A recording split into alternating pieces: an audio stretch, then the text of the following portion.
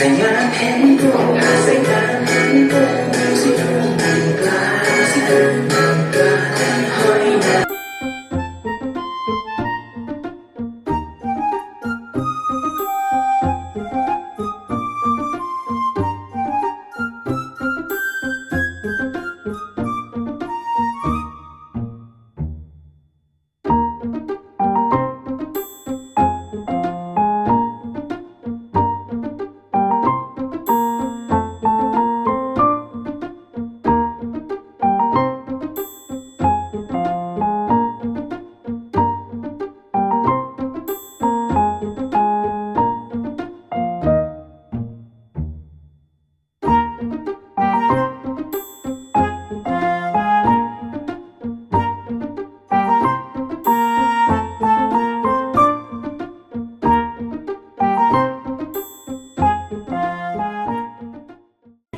จากที่พวกหนูว่าสรุปกันไปแล้วใช่ไหม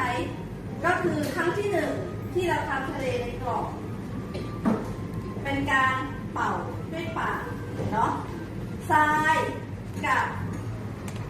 เปลือกหอยคงเดิมเห็นไหมคะส่วนน้ำมันก็กระเพื่อมไปเล็กน้อยต้นไม้ก็ไหวไปไหวมาน้ำไม่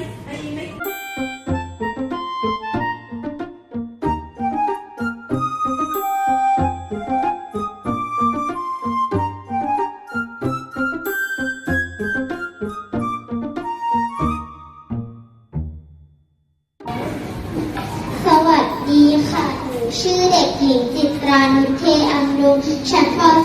.2/4 กิจกรรมที่ 2 เรื่องทะเลในกล่อง วิธีการทดลอง กล่องที่ 1 เป่าบริเวณผิวน้ำกระจายค่ะทรายที่เดินค่ะเปลือกหอยที่เดินเช่นเดียวกันค่ะน้ำไม่ขุ่นค่ะกล่องที่ 2เอียงกล่องไปมาน้ำเอียงค่ะทรายที่เดิมเปลือกหอยที่เดิมค่ะน้ำไม่ขุ่นค่ะกล่องที่ 3